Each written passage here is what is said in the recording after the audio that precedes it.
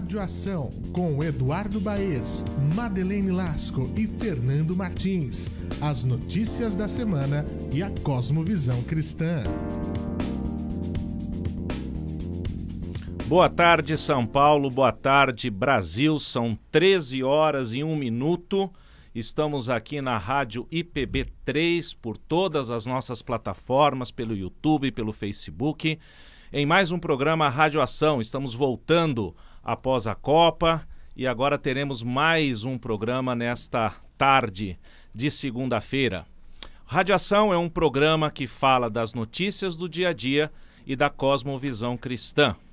Estamos aqui, eu, Madeleine Lasco, aguardando a chegada de Fernando Martins, que em desabalada carreira deve chegar.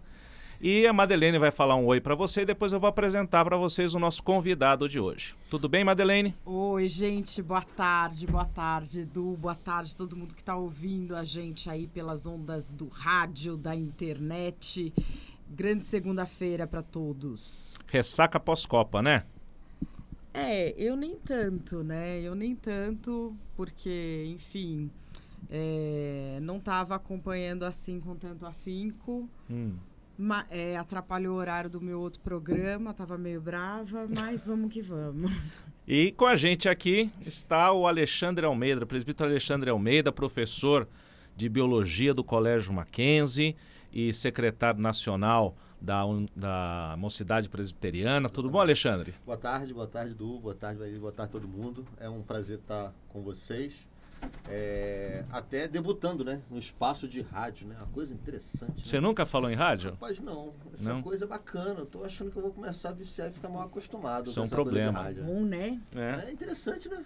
Rádio não é profissão, é um vício. Gente, eu vou ter que vacinar então contra esse vício. Não tem. Não tem? Não, só piora. Então... Você só quer fazer. Então vamos fazer. Às vezes você faz até de graça, né, Madá? Até pagando. Até pagando você faz. Muito bem. Já que nós falamos de ressaca da Copa, vamos começar falando um pouquinho sobre heroísmo, sobre os heróis da Copa, né? O destino do menino Neymar.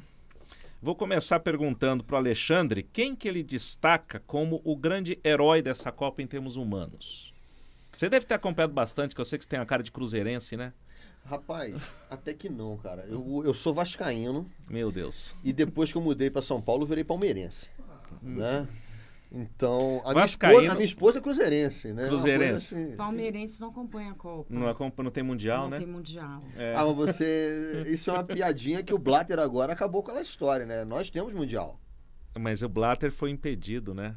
Olha, isso é um preconceito que a gente tem que acabar com isso aqui. O cara é vascaíno, o cara torcia para um time do Eurico Miranda, mais pela cruz ele crê na mensagem da cruz, como diz o antigo hino, né? Mas e aí, o que você achou? Heróis da Copa, Ale?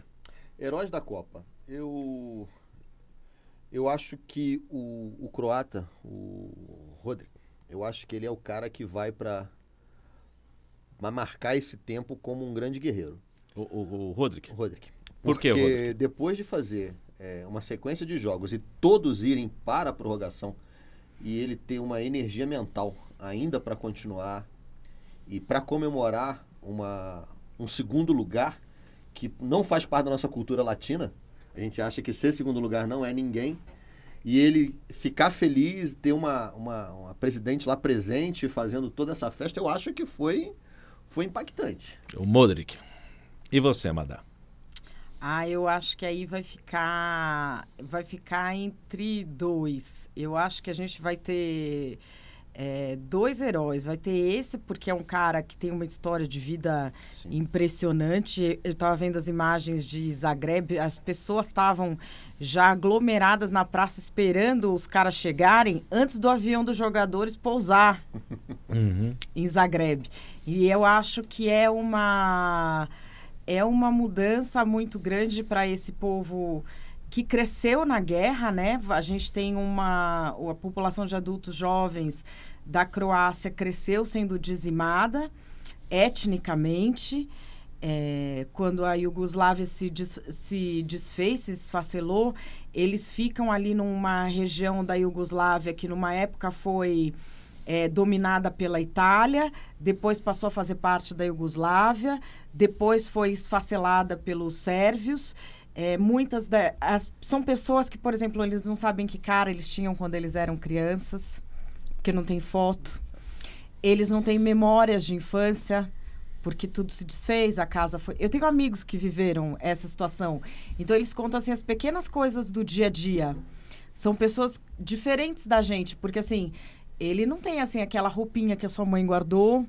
Não tem, essas coisas não existem. Então, são pessoas diferentes da gente. São memórias diferentes. Tem uma coisa interessante, aquela frase que eles usaram em apoio à Ucrânia.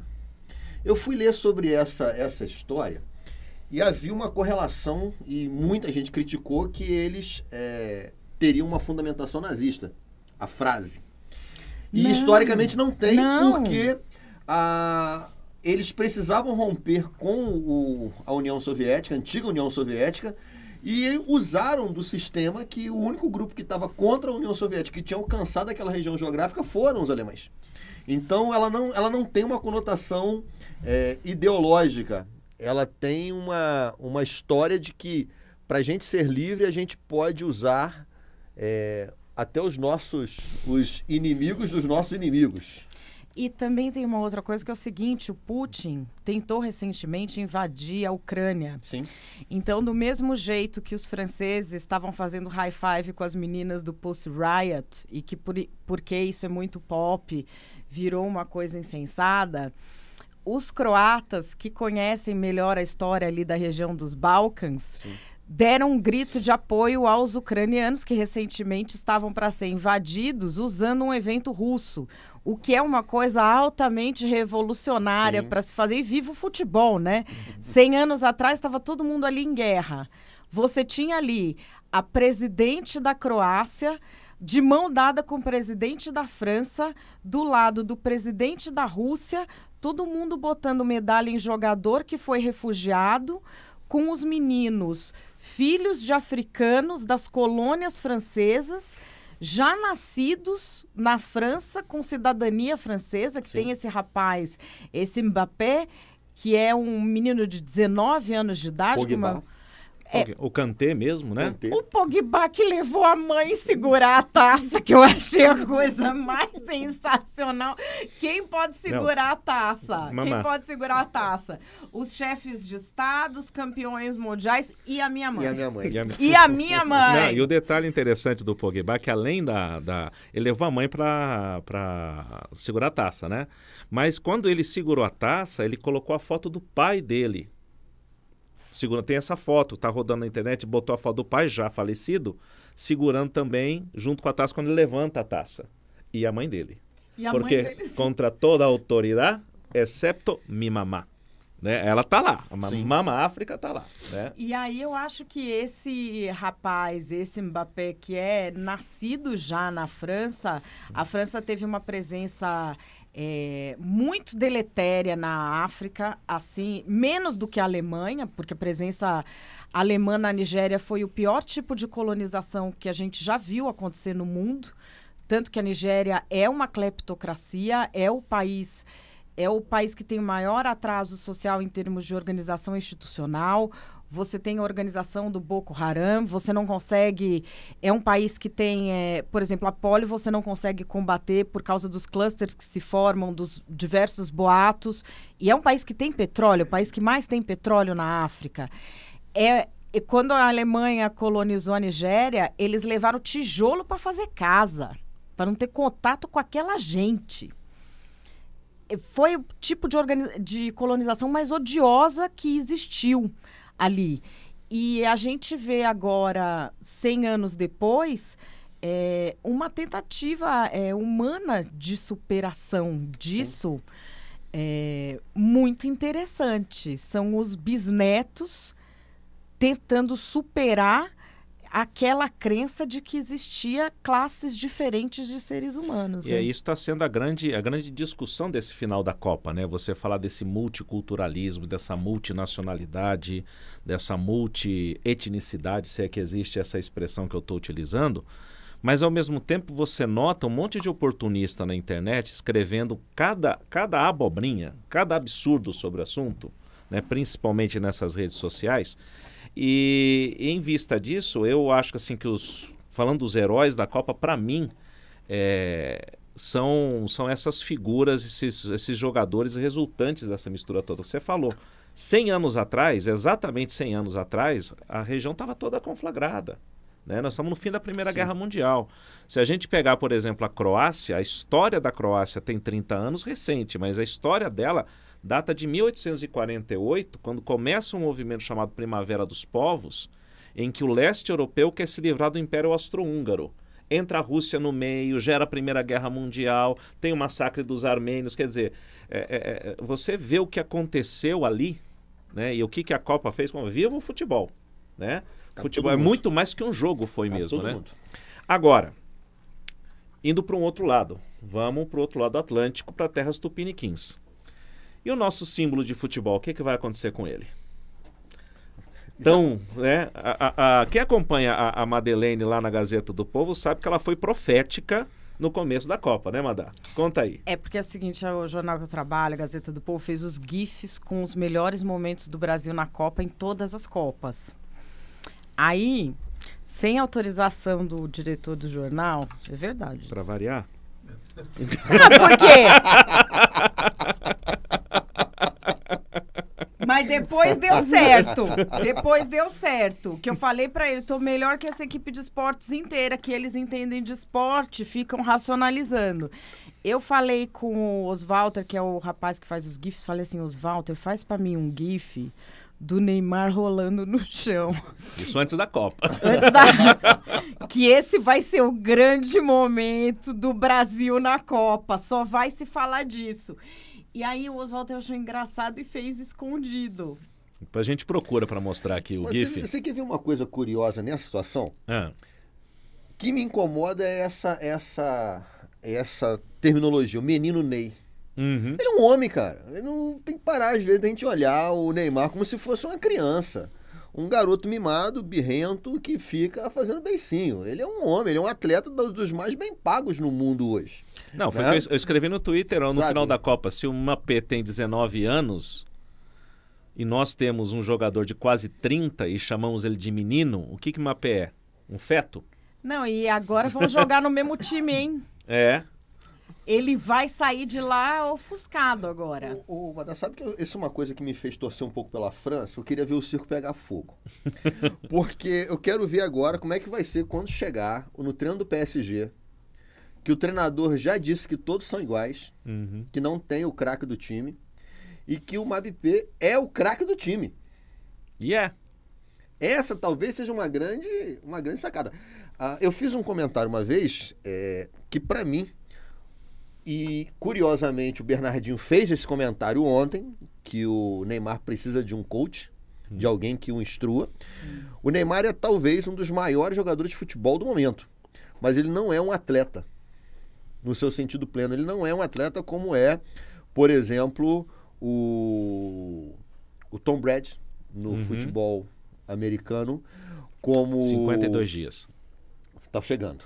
Nós estamos em contagem regressiva para a NFL, somos fanáticos. Você ter atletas que marcam, como o próprio Michael Jordan, que foi um ícone na NBA. Um atleta que eu acho espetacular, que para mim sempre foi um exemplo de atleta, foi o Carl Lewis, como corredor fundista.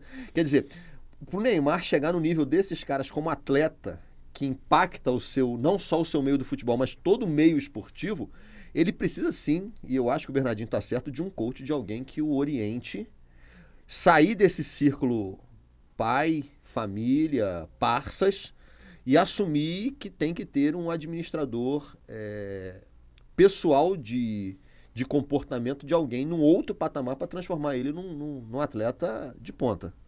Mas, gente, sabe o que eu fiquei pensando? Esse cara, ele já tem 30 e poucos anos. Ele já tá dobrando o cabo da Boa Esperança. Não, o Neymar tem 26. Tem 27. Nessa idade dele, esses caras tipo Sócrates, Zico, Casagrande, esses caras estavam fazendo uns lances tipo democracia corintiana, eram os caras que já tinham uma cabeça... Uma formação, uma cabeça. Uma formação Sim. intelectual, eles Sim. pensavam o esporte.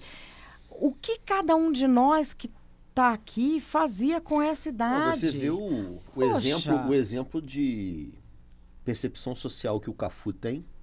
É impressionante. A visão dele como um agente social transformador do espaço, usando aquilo que ele ganhou como atleta, modificando locais.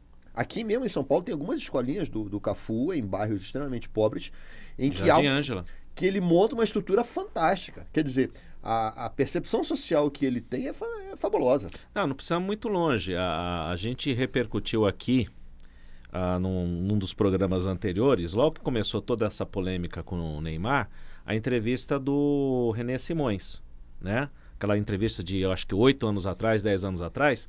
E pouca gente sabe, por exemplo, o René Simões já é um senhor, né? Mas desde sempre ele tem uma ação social com o futebol muito forte, né? Não apenas, não apenas como treinador comercial, vamos chamar assim, profissional, mas com ação social. Por exemplo, o René Simões ele foi o responsável por botar a Jamaica no cenário do futebol, entendeu?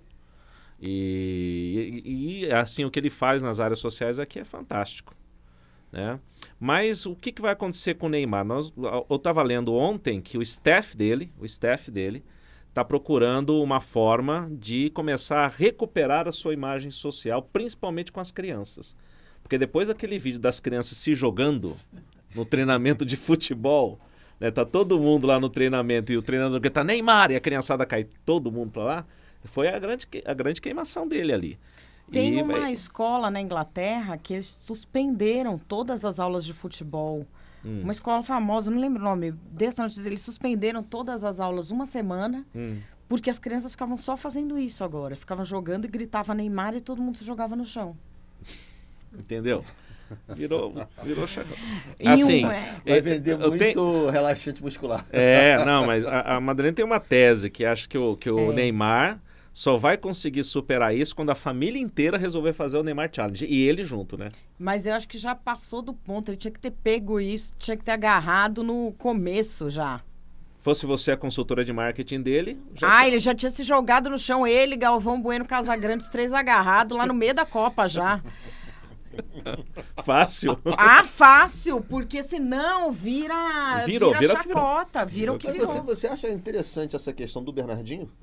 Que ele precisa de um coaching? Não, até ele se ofereceu para ser o coaching. Né? Então, mas o problema é o seguinte, o Neymar tem uma característica, eu estou jogando de longe, não conheço, mas tem uma característica que é complicada, que eu vejo nele, uma das características que eu vejo com jovens professores que eu tenho que treinar, e até uma coisa que nós temos com jovens pastores em nossas igrejas.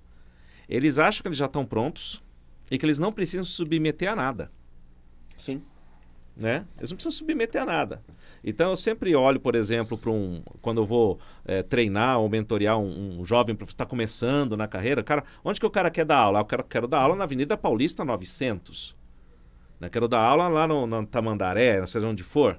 Fala, amigo, você tem que começar lá em São Miguel Paulista, a última aula de sexta-feira à noite, desarmado. Entendeu? Aí você vai começar. Aí, né? Ou então lá em Juiz de Fora, onde você começou, o cara já quer dar aula no CAV, na turma medicina. Não, amigo. Você tem que começar, tem que submeter passo a passo. Isso é uma coisa interessante que você fez um viés, trouxe agora para nós como igreja. Para nós como presbíteros isso está acontecendo muito. Nós temos uma nova geração de jovens presbíteros na igreja que não estão ouvindo os presbíteros mais velhos. Que não estão ouvindo os pastores mais velhos para entender o que é estar com pessoas, o que é pastorear ovelhas, o que é ter conhecimento teológico para que você possa aplicar esse conhecimento. Eu acho que esse alerta é bem legal, é bem interessante ser levantado, porque a gente precisa dele. Né? E também, assim, de ouvir pessoas que têm experiência de vida. Porque eu lembro quando eu era muito menina, criada em colégio católico, quem cuidava da entrada no seminário, quem cuidava da entrada de freira em convento, era o Frei Bernardo, que era um frei alemão, bravo, de 83 anos de idade. não tinha o que este homem não viu na vida dele. Então, assim, era uma pessoa que ele batia o olho, ele já sabia do que se tratava. Não tinha como enganar o Frei Bernardo. Eu, por exemplo, tentei entrar no convento diversas vezes. Ele injustamente, Arthur, injustamente, este homem olhou para mim e falou assim, vai ser uma perda de tempo para você e para nós. Você é uma ótima cristã, mas você é insubordinada, você não vai se adequar ao convento. O que era uma bobagem. Ele estava errado, correto? Sim, completamente. Ele estava errado. Tenho plena ele certeza errou. disso. Ele também plena errava. Uhum. Ele também errava. Mas era uma pessoa que todos respeitavam pela experiência de vida. E ali não se discutia. Porque era uma pessoa... E ele era muito duro, alemão, a gente chorava quando ele falava.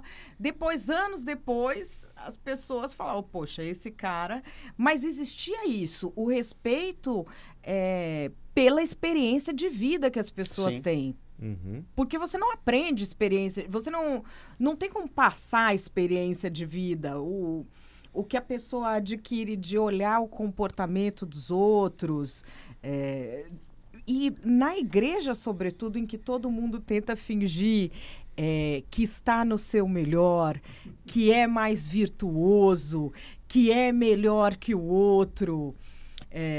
Quando não é, né? Na igreja que todo mundo tinha que saber que não é melhor que o outro. Isso é uma coisa interessante, porque como líder de jovens, isso me é muito notório. Nós vimos nos últimos 40 anos uma mudança no comportamento evangélico brasileiro, de uma forma tal que algumas igrejas mais antigas estão, numericamente falando, com um número menor do que algumas igrejas mais jovens. Mas uma igreja jovem, ela não é uma igreja que reflete um contexto de próprio país. Tem idoso, tem criança, tem adolescente. Esse espaço, ele permite essa interligação de você ver um jovem ver um jovem pai, Uhum. um jovem pai vê um pai mais experiente, um presbítero jovem vê um presbítero velho, um pastor jovem vê um pastor mais velho. Quer dizer, precisamos resgatar essa historicidade e essa carga de experiências que evitam muitos erros, né? A gente, de vez em quando, vê, mas... Evitar não evita tanto, mas ajuda a contornar muito, né? Muito. Ok. Vamos caminhar um pouquinho mais? Vamos. Peraí, deixa eu... Eu queria caminhar... Mas a gente pode lembrar só de parar de chamar menino Ney para Ney, né? Neymar. Obrigado. Olha, falando em evitar erros, eu queria aproveitar a presença do Alexandre aqui para falar de um assunto que tem me incomodado demais e que eu acho que as pessoas não estão atentas à gravidade disso.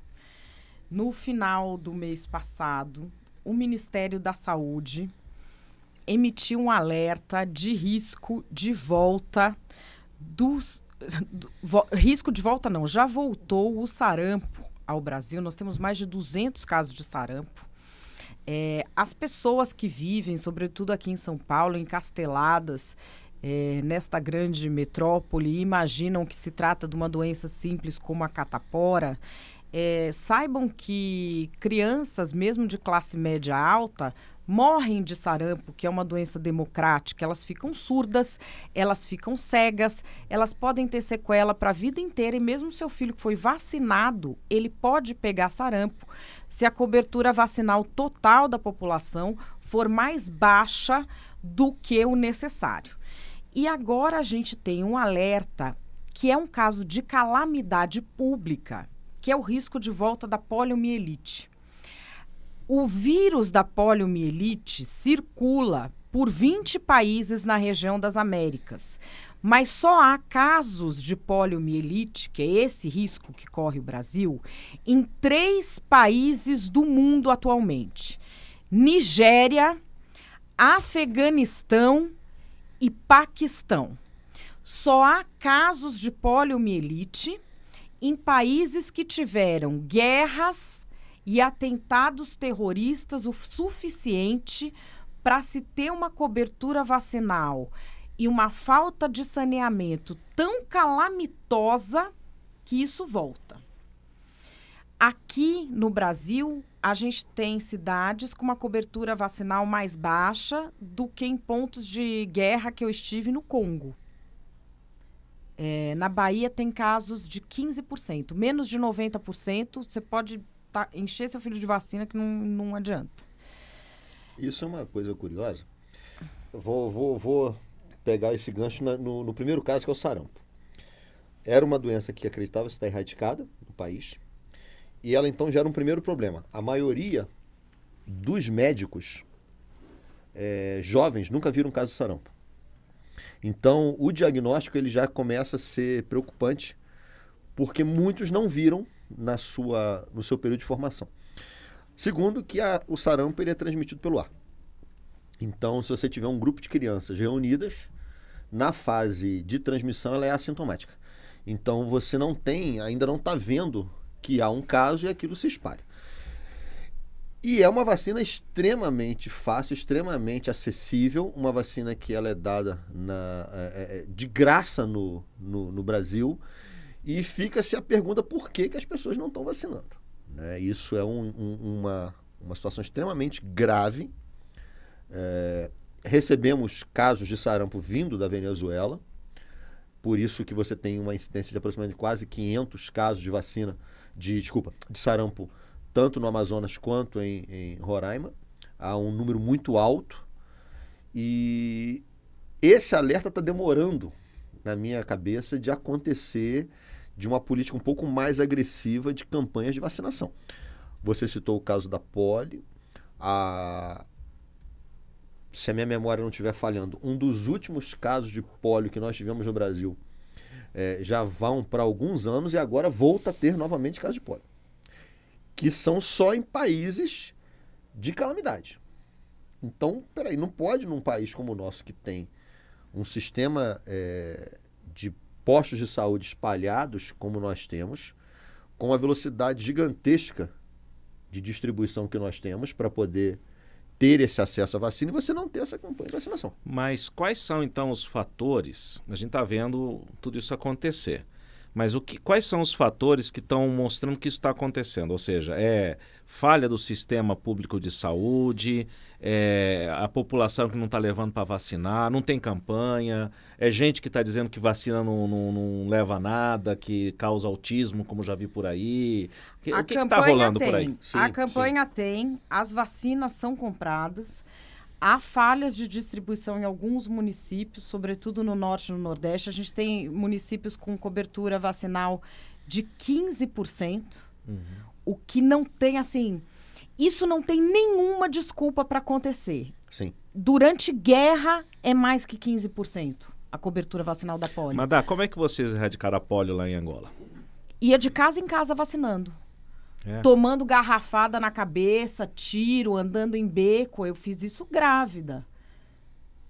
E erradicou. Nós temos uma forma de lidar com isso no Brasil, que é o sistema de saúde da família. As pessoas vão em casa, o médico, o enfermeiro e os agentes de saúde. Mas por que está acontecendo isso agora? Por exemplo, a gente fazia... O pior núcleo de resistência à vacina é o antivacina de classe média. Aqui no Brasil, você está falando? Não, em qualquer lugar do mundo. Tá. Que eu acho que é o tipo de pessoa que deveria ser afastada da sociedade. Na minha visão, Por exemplo, o meu parecer que eu dei lá em Angola pelo Unicef é que tinha que deportar. Porque é o tipo de pessoa que não tem nenhuma misericórdia para com os outros, não se interessa pelo destino dos demais seres humanos, diz respeito ao artigo 29 da Declaração Universal dos Direitos Humanos, que estabelece os seus deveres para com a comunidade onde você vive. Então, que se deporte. Não tem o direito de viver no país. Porque o filho dele, ele tem como socorrer. O filho do pobre que está vivendo lá no esgoto é o que vai morrer e ele está pouco se lixando. Não, então, assim... Esse caso tem uma outra situação. Pega, por exemplo, o caso do sarampo. Se aquela criança não vacinou e ela tiver contaminada, ela vai contaminar as crianças que estão no parquinho, ela vai contaminar as crianças que estão na escola. Então, quer dizer, famílias que não... entre aspas, tem nada a ver com essa história, vão sofrer porque um pai optou por não vacinar o seu filho. E o filho dele pode não ficar doente, só que assim, ele pegou uma lata de um refrigerante em algum lugar, ele não vacinou, ele incuba aquele vírus, ele passa pro amigo, ele vai contaminar trocentas crianças. Às vezes, um que foi vacinado teve uma queda de imunidade aquela semana, vai pegar o vírus do outro que não foi. Então, por exemplo, aqui tem gente em colégio bom aqui de São Paulo que fala, eu tenho o direito de não vacinar meu filho. Já tomei pau por causa disso. Olha, um monte. Assim, eu não deixo meu filho brincar com gente que não foi vacinada. Eu não me comunico com gente que não vacina criança. Eu acho isso a escória da sociedade. Você negar a uma criança a oportunidade de viver. É escória. Para mim, assim, isso, pedófilo, serial killer, é o mesmo balaio. É o que eu tive, assim, de contato. Por exemplo, quem negava a vacina por motivo religioso que tinha lá. Tinha religiões animistas, que eram contrárias à vacina. Tinha pastores contrários à vacina em Angola. Uhum. Esses eu conseguia convencer. Inclusive, eu sou muito boa de achar na Bíblia onde Jesus está mandando vacinar. Desculpa, Jesus, mas era um bem maior. Eu acho ali o versículo. Então, o que a gente fazia? Eu fazia os comunicados do púlpito. Eu escrevia o sermão deles. Eles tinham mandado ninguém se vacinar, ok? A gente sentava. Também tem uma coisa, o antivacina daqui não vê criança morrendo de doença, né? O de lá ele vê. Ele vê na porta dele, o filho do vizinho morre. Então, ele vê o resultado. Então, sentava, conversava, o que eu fazia? Eu escrevia um sermão dizendo o que ele tinha dito há algumas semanas, ok? Naquele momento em que Jesus mandava a pessoa se vacinar, o exército entrava na igreja de trás para frente, vacinando todo mundo.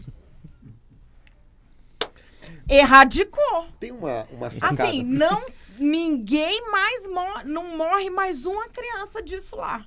Se isso não é um negócio de Deus, me leva para o inferno. A grande história, ela, para alguns grupos, ela começa com... Porque a vacina ela tem uma sacada que é o seguinte. Você tem o componente vacinal, que pode ser um vírus enfraquecido, ou fragmentos virais, fragmentos proteicos desse vírus, com o adjuntor, com o adjuvante, que é um componente que potencializa a ação daquela vacina. Descobriu-se há alguns anos que alguns adjuvantes trariam problemas de saúde.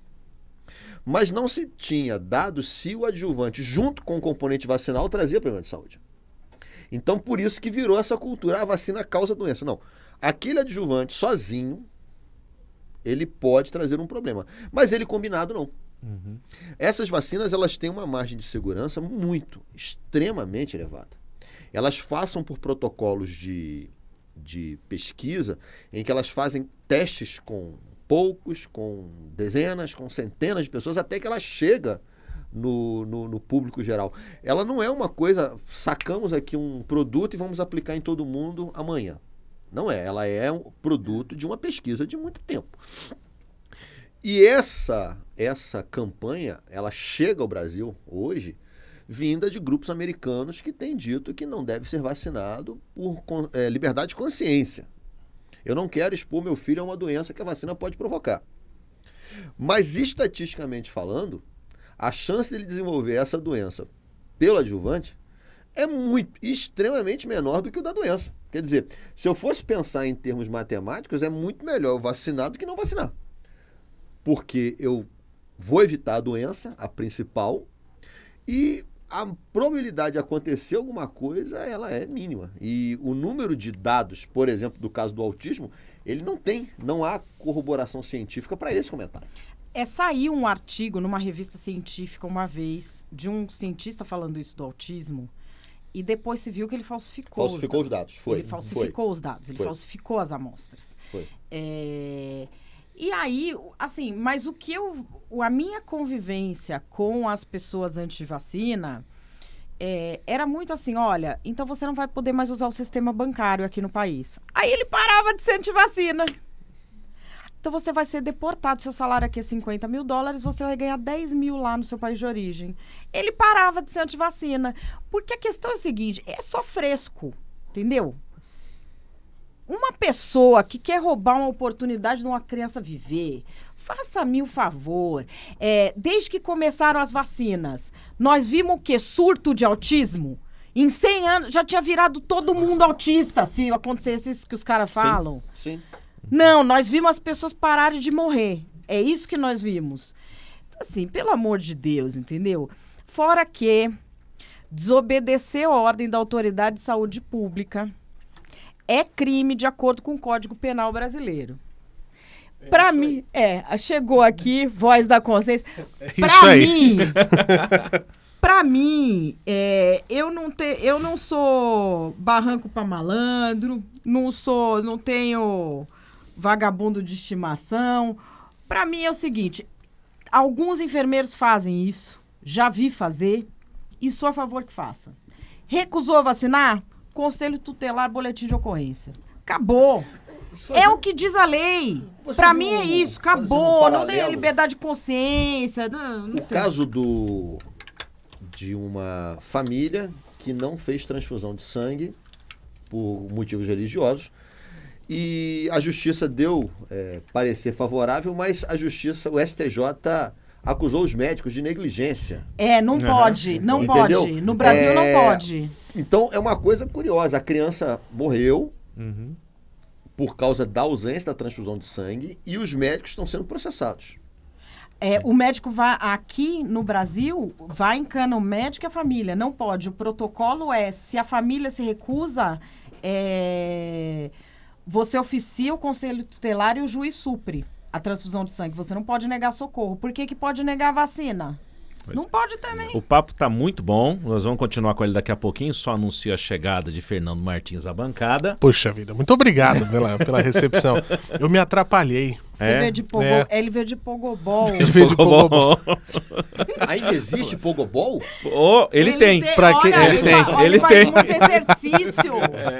Pra quem tá descendo a Consolação é ótimo. Agora na volta vai ser difícil. Você desceu lá no Higienópolis Mackenzie? Isso, exatamente. Eu já fiz essa besteira. Não é? O duro é voltar. Paulista. Isso, é verdade. Tem que ser uma coisa mais plana. Eu vou me policiar das próximas vezes. 13h38 em São Paulo, voltamos em instantes com Rádio Ação.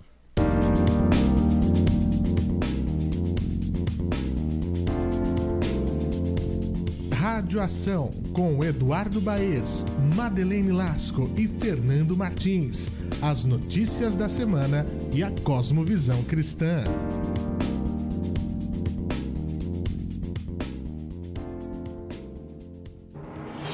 Em agosto, a Igreja Presbiteriana do Brasil comemora 159 anos. Para celebrar, os Sínodos do Estado de São Paulo convidam você para o culto Paz no Vale, o impacto evangelístico com Hernandes Dias Lopes. No louvor, Ministério de Música da Igreja Presbiteriana da Moca. Participe! Culto 159 anos da IPB, 11 de agosto, 6 da tarde, no Vale do Anhangabaú, São Paulo. Realização Sínodos do Estado de São Paulo. Apoio APECOM.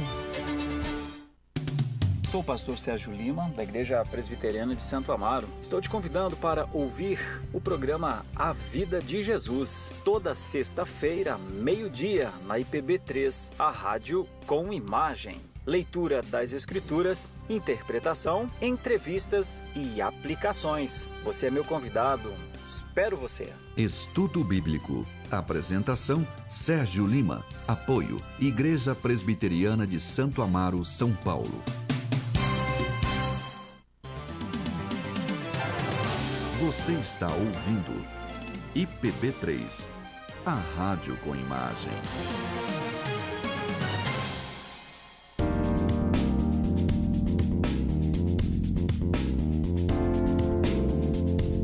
Rádio Ação, com Eduardo Baez, Madeleine Lasco e Fernando Martins.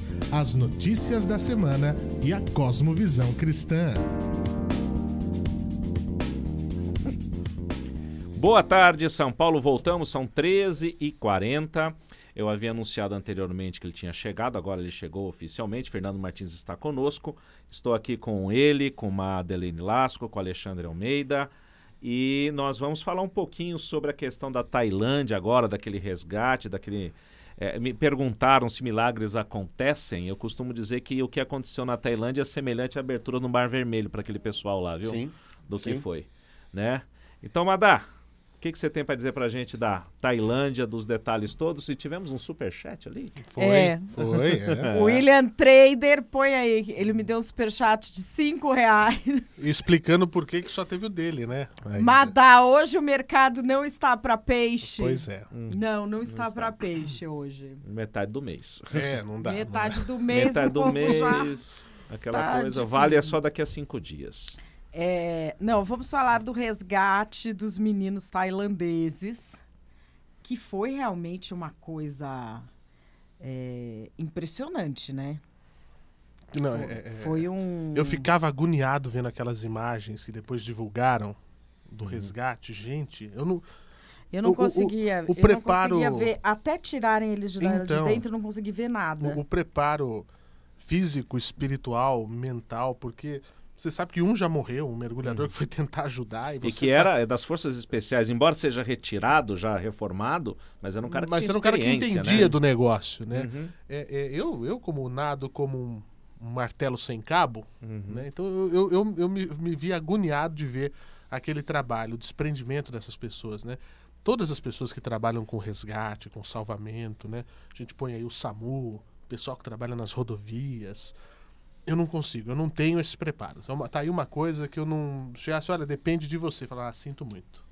Sabe um comentário que eu escutei nas mídias foi... que esses moleques estavam fazendo lá? Como se eles fossem culpados da situação. E a grande sacada é que eles estavam fugindo da enchente. Quer dizer, eles entraram cada vez mais para fugir da enchente, do alagamento que estava acontecendo. Sim. Que eles buscavam abrigo e sobrevivência. Quer dizer, se eles tivessem espaço para ter saído, eles teriam saído. Não são garotos que não estavam acostumados a ir à caverna. Eles estavam acostumados. Ela é um centro de referência turística naquela região. As reportagens mostraram um brasileiro que mora lá, que falou que ela é um espaço de passeio mesmo dos moradores da região. Eles já tinham ido outras vezes lá. Então, para mim um comentário muito ruim. Muito desumano, dá a impressão de que... eles estavam fazendo lá, estavam fazendo lá. E é interessante que o detalhe, né, o treinador, e isso é uma coisa que eu conversava anteriormente com a Madeleine, o treinador, ele tinha uma... Só destacando, porque ele tinha uma formação espiritual, etc. Ela me alertou para uma coisa que eu não sabia da cultura tailandesa, ou da cultura oriental, né, daquela região, de que os homens, eles são instados, eles vão para uma formação espiritual, faz parte da cultura isso, né? Ou para o mosteiro budista, ou para o mosteiro cristão, ou para o mosteiro muçulmano. Assim como o jovem, ele vai para o serviço militar, ele vai para o serviço religioso também. Qualquer que seja a religião. A maioria é budista ali naquela região, mas eles passam pelo menos 2 anos no serviço religioso. Então estava todo mundo falando, porque ele tem uma formação de monge budista. Todo mundo tem formação de monge budista lá. O que se espera de todo homem adulto é que ele tenha tido uma formação religiosa de pelo menos 2 anos. É uma dimensão da personalidade do homem adulto ter essa formação religiosa. Eu tenho uma amiga que o marido dela é militar e ele teve essa formação religiosa também. É uma das dimensões da personalidade do homem adulto é que ele tenha também uma formação espiritual, um equilíbrio espiritual para que ele seja um homem completo. Engraçado que isso é uma discussão da igreja presbiteriana hoje, da questão da masculinidade, do resgate do homem-homem. Um homem, não o machão que sai brigando na rua, batendo nos outros, mas o homem que é centrado, que é equilibrado, que assume seu papel, que deixa de ser menino, que entende a sua idade, que ele é no sentido nosso religioso, como um sacerdote na sua casa, como um líder para os seus filhos, como um amparo para sua esposa. Essa interessante. Como é que a gente vê num outro país aquilo que a gente gostaria de estar vendo hoje acontecendo aqui, né? E você veja que é um país que as pessoas falam, é mais machista, não sei o quê. Só que nós temos mais mulheres em posição de liderança lá do que aqui. Nós temos mais mulheres em posição de liderança na política lá. Nós temos mais mulheres líderes nas empresas lá. E o respeito na convivência com a mulher é maior lá. E aí eu acho uma coisa muito interessante, porque quando você reconhece que homens e mulheres são diferentes, porque assim, você é professor de biologia, Deus ia fazer 2 cromossomos diferentes se fosse a mesma coisa? Ou Deus ia economizar? Ele falava, já faz um só. Já libera todos os negócios igual. Não, se ele fez 2 diferentes, era para ser 2 coisas diferentes. Sim. Então, Mas se você não reconhece as diferenças, como você respeita as pessoas? Isso eu não consigo entender. Mas essa diferença, eu acho que ela está chegando num patamar de inserção social. A gente nunca viu tantas mulheres hoje, dentro da própria igreja, em áreas das mais variadas possíveis profissionais.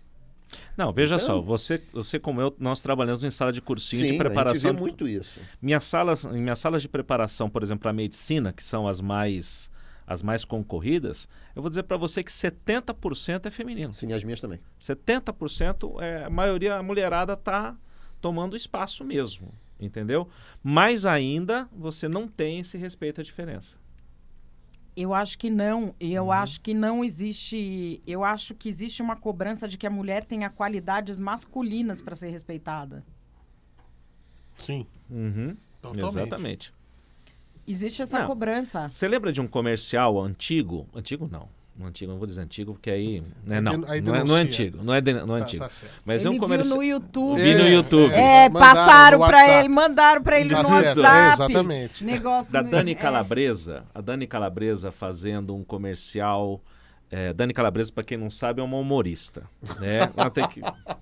Tem que contextualizar. Tá certo. Ela fazia um comercial acho que é da Marisa. Para quem estava numa caverna de gelo. Olha, eu vou dizer para você que tem que falar que é. Né? E aí ela fazia um comercial, acho que era da Marisa, se não me engano, em que ela assume toda uma postura masculina no comercial. Eu me lembro. Para falar sobre igualdade. Isso. Quer dizer, a mulher a igualdade de direitos passa pela masculinização. É isso. Existe. Porque eu acho que sim. Não que eu acho que isso é correto. É a leitura do tempo. Porque... A mulher deixa de ser mulher. Isso, porque o homem transmite mais confiança naquilo que faz, porque o homem dirige melhor, a mulher... eu não gosto de sair com a minha mulher dirigindo porque eu não me sinto seguro. Ué, né? Porque ela não dirige como eu. Como assim? Como homem? Qual a diferença? E né? olha que seguro para a mulher é muito isso mais barato. Aí né? você vai pegar as estatísticas, mesmo a mulher se maquiando, dirigindo, ela causa menos acidentes do que o homem. Né? Mas então é algo interessante de se analisar. A Madeleine fez uma pontuação que a igreja tem levantado e resgatado isso. Há diferenças. Sim. E essas diferenças que nos completam. Claro. A gente não pode imaginar que a mulher vai ocupar espaços do homem ou o homem ocupar espaços da mulher. Existem características típicas de cada um que, se cada um ocupasse o seu espaço, a gente teria uma beleza, uma dimensão fantástica, né? E a grande questão é a igualdade de oportunidades profissionais. Sim. Não tem a ver com este espaço familiar. Porque quando se cobra da mulher que ela tenha características masculinas para ser respeitada... Você está jogando um fardo muito grande em cima das costas da mulher, do mesmo jeito que retirar direitos. É uma carga muito pesada. Hoje de manhã, num determinado portal... Pode falar.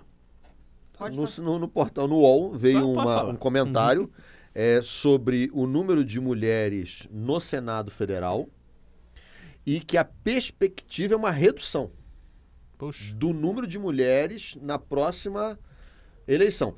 E faz uma ponte que em alguns países da Europa, por terem mais mulheres, o índice de corrupção é menor.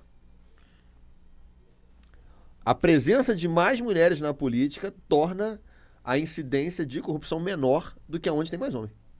Mas eu não acho que é só porque há mais mulheres. É que eu acho que onde há mais mulheres quer dizer que aquilo está mesmo sendo mais representativo da sociedade. Porque, assim, hoje a gente tem uma cota para homens brancos oligarcas, não é isso? É uma cota. Então, assim, eu sou a favor de acabar com esta política de cotas. pelo fim dessa cota. Porque hoje é a cota pro filho do não sei quem. Se a gente acabar com essa cota, eu acho que a gente melhora o Brasil. Então, assim, acabando com a cota do filhinho de papai...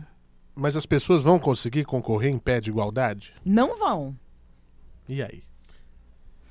Eu acho que também não vão por uma coisa. Eu não acho que o brasileiro é contra a corrupção. Não, isso... Eu não acho. Você sabe que eu não acho. Mas isso é um dado estatístico. Você levantou uma vez esse dado que 73%, acho que, da população é contrário à questão das drogas e tudo mais. E menos de 50%, não, 50 e tanto, 50, 60% não acham que a corrupção seja um grande problema do país. Temos um superchat. Superchat Tô vendo se tem mais aqui, peraí. 20, opa, tem mais. Esse era aquele mesmo. De R$20 do mesmo, do William Trader. É do mesmo? Com alguns lós hoje, estou firme nesse projeto Liberdade de Imprensa por R$100 mil, que aquele é o meu projeto. Poxa, isso é fantástico. Liberdade de Imprensa por R$100 mil, que é o livro-reportagem que eu estou escrevendo. Legal. Bom, voltando à questão do resgate da Tailândia, você ia falar um detalhe do milionário que se envolveu no problema? O Elon Musk, Musk. Que é um cara do Vale do Silício, gente. Chamaram ele pelo Twitter... Chamaram não, acho que ele se ofereceu pelo Twitter, não foi? Alguém falou alguma coisa, ele se ofereceu pelo Twitter, desenhou lá um mini submarino. Aí ele quer agora ser insensado porque ele desenhou um mini submarino, mas parece que o mini submarino não passava pela caverna, não pôde ser usado. Os mergulhadores falaram que ele era uma coisa sem sentido, ele não tinha porquê. Não dava para usar o mini submarino. Não dava. Bom, eu sei que aí isso começou um debate no Twitter. O Twitter é a coisa mais racional que já inventaram para debate. Bom, eu sei que ele já tá chamando os mergulhadores de pedófilos. Gente do céu. Ele, né? O Elon Musk já está xingando os mergulhadores de pedófilos porque ele inventou um mini submarino. E aí fica só no I, né? E acaba aí. Acaba aí. Já dissolveu. Mas não tem esse povo aqui brasileiro que tá xingando a Malala, falando que a... Tem isso? Tem. Mais isso? Olha o Twitter de Madeleine pra você ver. Não, eu prefiro nem ver essas coisas. Gente. Não, tem o povo... Como tem gente doente, pelo amor de Deus. Eles estão xingando. Como é que a Malala... O que ela é mesmo? Ela é uma... como é que é? Palavras, ela é mais uma expressão dos esquerdopatas globalistas da ONU. Olha só, misturou tudo. Conseguiu? Conseguiu, esquerdopata globalista da ONU. Esquerdopatas globalistas da ONU, fascistas e frentistas da ONU aí. Eu sou taxidermista. Eu sou Então, aí os caras estão xingando a Malala e agora o Elon Musk tem isso. Eu achei que isso era nome de perfume quando você mandou. Eu também achei. Use Elon Musk. Imagina aquelas propagandas. Vai, Carolina Herrera. Sabe aqueles perfumes que a gente usava em época... É porque Musk não é... O Elon Musk tem uma sacada curiosa, que ele é contra a inteligência artificial, né? Ele acha que os robôs vão nos matar e dominar o mundo. Mas ele tá fazendo o que no Vale do Silício? Ele é o dono da Tesla, né? Então, bom... aqui o pessoal falou que a Malala é contra as armas e anda com seguranças armados. Mas é lógico. Gente, mas ninguém falou que ela não é contra as armas. O que ela é contra é armar o Talibã. Vocês são a favor de armar o Talibã? Olha, eu tô partindo do princípio como jornalista que a partir de hoje todas as minhas reportagens, tudo que eu fizer eu vou fazer desenhando. Pra ver se as pessoas entendem melhor. Não. Você como jornalista e eu como professor. Você não tem ideia do que acontece em sala de aula. Não posso ajudar. Esse negócio da inteligência artificial, estava vendo uma reportagem essa semana, eu também tinha certo medo, não igual o Elon Musk, dessa guerra futura dos robôs, mas é um assunto interessante para a gente pensar. Um especialista brasileiro nisso, ele disse que talvez quanto mais robôs nós tivermos fazendo as nossas coisas, mais tempo nós vamos ter para pensarmos em ser humanos, uns com os outros. Achei interessante isso. Que é o que está faltando, né? Talvez remeta aquele livro do Domênico De Masi, né? O Ócio Criativo. Exato. Olá, Juliana me mandou R$5 de superchat. Valeu. É o meu YouTube. O povo me manda dinheiro, Arthur. Eles é muito boleto, porque a minha casa tem telhado, mas chove boleto dentro. Não é só a sua, não. Não é só a sua, não. Na época da greve dos caminhoneiros, o único caminhão que passou no bloqueio foi o caminhão dos boletos, né? O caminhão do boleto chegou lá na minha casa. Não, mas por via das dúvidas, manda por e-mail, né? Agora é por e-mail. Deixa eu trazer um assunto histórico aqui, né? Que me chamou a atenção. Que o Palmeiras ainda não tem Mundial. O Blatter já falou que não, por favor. É verdade. Obrigado. Mas o Blatter não me traz confiança. Mas então, você sabe que a Croácia igualou o Palmeiras em número de mundiais. Sim, exatamente. Continua com 0. Exato. Então... É um fato histórico, gente. Desculpa. Então. Eu coloquei no meu Facebook, e a Madalena colocou aqui na pauta, coincidentemente, uma história muito interessante. Está sendo resgatado na história a figura do Barão de Guaraciaba. Você sabe quem foi o Barão de Guaraciaba? Não. Barão de Guaraciaba foi o primeiro negro barão do Brasil, senhor de escravos. Mais de 100? Mais de 1.000 escravos. Mais de 1.000 escravos. Banqueiro, empresário, né, ali na região de Petrópolis. Né, eu estava lendo a história dele, está sendo resgatado. Valença, onde que ele tinha sua plantação de café. Plantação de café em Valença, casa em Petrópolis, Barão. Sim. E eu estava vendo, ele acumulou uma fortuna de 700 contos de réis. Eu fui fazer a conversão. Fui fazer a conversão. 1 conto de réis equivale a 125 mil reais. Hoje. Ele tinha 700? 1.000. 700 mil? 1.000 contos de réis. Meu Deus, eu não sou neto, tetraneto. Ele tem uma trineta. Como é que essas pessoas não são nossas amigas? Pois é. Nós só temos um amigo que parcela coisa. Ela tem. Parcela no Outlet. Parcela no Outlet. Eu parcelo no Outlet. Eu parcelo no Outlet. Qual o problema? Ele mora em Juiz de Fora, que é a cidade que eu morava. Juiz de Fora? Poxa, a Trineta mora lá. Rapaz. Olha aí, minha cunhada morava lá. Dela? Não, eu sou pobre. Perto do Parque Ralph. Faz a conta aí. Eu não moro perto do... Faz a conta aí. 700 mil vezes 125 mil. Faço já. Não sei nem se minha calculadora permite tanto zero. Não vai caber. 700 mil. 700 mil vezes 125 mil. Vezes 125 mil. Quanto isso dá 87 bilhões 500 milhões de reais. Essa era a fortuna do sujeito. Mano, o cara era o Bill Gates. Aqui, ó, por 87 bilhões. Era isso mesmo. Exatamente. 500 milhões de reais. Nunca vi tanto zero assim. A minha conta só tem do zero pra frente. Só não tinha de gastar. Só não tinha de gastar. E aí conta que ele construiu estrada de ferro, construiu usina hidrelétrica na época. 2 bancos. Aí no final da vida... Progressista. A gente só fala do Barão de Mauá. A gente não fala do Bento de Abreu, lá no interior de São Paulo. Lá né? da tua terra. E o sujeito ele morreu em 1901 e no final da vida o que ele fez? Vendeu tudo e foi viver de renda. Puxa. Quando proclamou a República, que não tinha mais barão, né? Então ele vendeu tudo e foi viver de renda. A Trineta está lá em Juiz de Fora, está escrevendo a história dele agora. E o que eu acho interessante nessa história, porque o título da reportagem são os Barões de Chocolate, que não era só um que tinha. Tinham vários mestiços, né, nessa história. Eu acho essa parte... Eu sempre quis um título de nobre. Imagina. Você o Barão Fernando Martins. Conde. Conde Fernando. Né? Então, eu sempre quis um título desse. Entendi. Era bonito, né? Quem rouba pouco é ladrão. Isso. Quem rouba muito é barão. Quem rouba muito esconde, vai de barão a visconde. Isso é verdade, exatamente. Joia. Estamos... Tá aí o segredo. Você não pegou o celular de ninguém? Não. Então é isso aí, né, Fernando? Meu maior defeito é esse de ser honesto, de ser um exemplo para as pessoas. 13h59 em São Paulo. Nós estamos caminhando aqui para o encerramento do Radiação de hoje. Você chegou atrasado, Fernando. Tem uma mensagem para o Edu. Professor.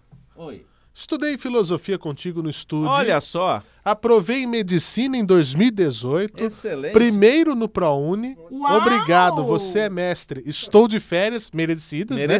Quem que é a figura? Roef. Roef, me procura no Facebook, fala comigo lá, rapaz. Vamos fazer uma festa. Fazer uma festa. Primeiro lugar, medicina. Você pensou agora que o Eduardo vai ter uma nós de graça. geriatra, né, pra te atender, Eduardo? Passa nossos tarja preta de graça. O Eduardo agora tem médico pra atender, uma geriatra. Não, eu vou dizer uma coisa. Puericultura que não é, né? Não. Eu vou dizer uma coisa. Tem uns, assim, não é o caso dele, mas tem uns caras que eu anoto o nome. Tem uns caras que eu vejo ali fazendo com você. Você também faz isso que eu sei. Eu anoto o nome e olho e falo, eu mudei para São Paulo tem um ano. Eu fui num cardiologista aqui em São Paulo que foi meu aluno lá em Juiz de Fora. Meu Deus. Eu me senti, cara. Eu falei assim, você não cuida... Tem uma bengala aí para poder levar um andador? Eu já tô vendo comigo assim, eu te assisto, te ouço desde criança. As pessoas falam isso, eu fico até triste. Eu nunca ouvi isso, porque eu sou novata. Eu vou começar a ouvir isso em breve. Pô, te acompanho desde agora. criança.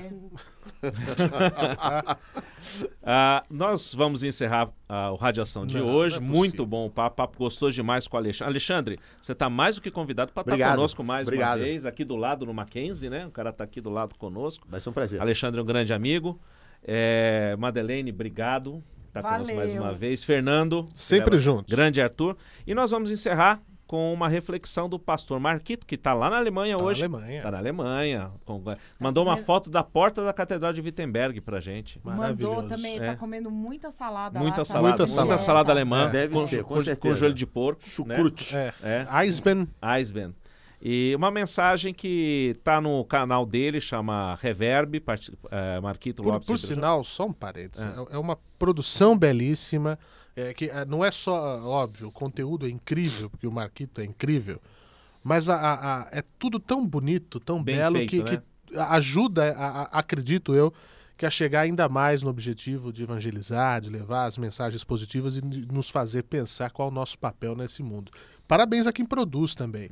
Juntou certinho a produção maravilhosa e um conteúdo incrível que o Marquito faz. Chama Reverb o canal. Reverb. Procura no YouTube e assina que vale super. É muito legal. Muito legal. Ou então, não, o canal chama Reverb, mas você encontra como Pastor Marquito Lopes. Isso, Pastor Marquito Lopes. Marquito Lopes. Então, ouça a nossa mensagem de encerramento.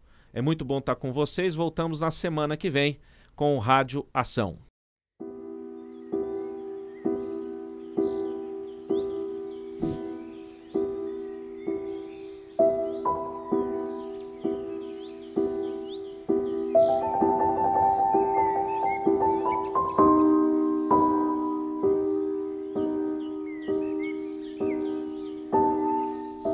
Jesus, num determinado momento, resolveu ensinar os seus discípulos a orar. Uma coisa básica, uma coisa simples, que afinal de contas todos os cristãos devem fazer. E a Bíblia então diz que ele ensina os seus discípulos a orar dizendo: Pai nosso que estás no céu, santificado seja o teu nome, venha o teu reino e seja feita a tua vontade. Eu quero parar nessa expressão, seja feita a tua vontade. Cristãos e cristãs no mundo inteiro repetem essa expressão, repetem essa oração. E se você perguntar para eles, o que você acha da vontade de Deus? Eles vão dizer, poxa, a vontade de Deus é fantástica, eu quero a vontade de Deus para a minha vida. No entanto, quando você vai olhar para a Bíblia como um todo, de Gênesis a Apocalipse, sempre que a vontade de Deus se manifesta de uma maneira muito clara na vida de vários homens e mulheres, eles simplesmente ficavam aterrorizados. Porque eles sabiam algo que talvez a gente precise compreender, que a vontade de Deus, se formos pensar no lado humano da coisa toda, é tão conveniente quanto um soco no estômago.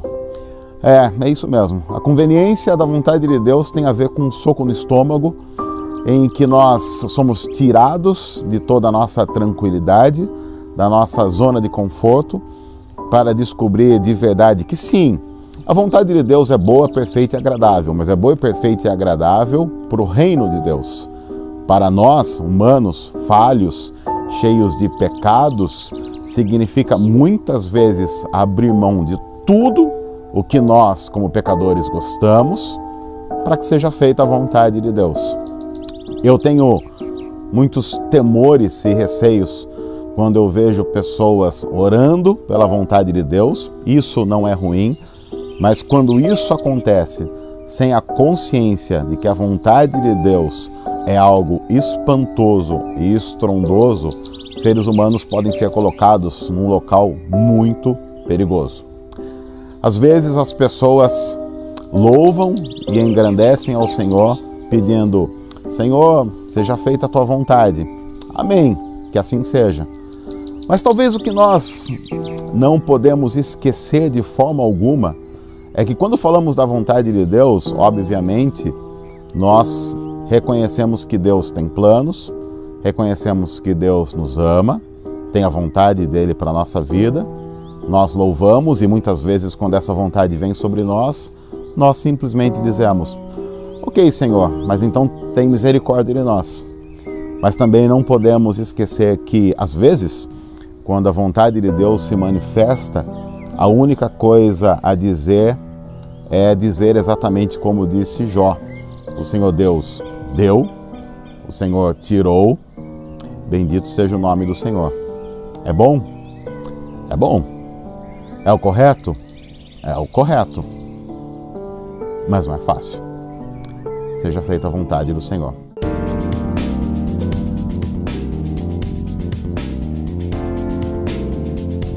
Rádio Ação, com Eduardo Baez, Madeleine Lasco e Fernando Martins.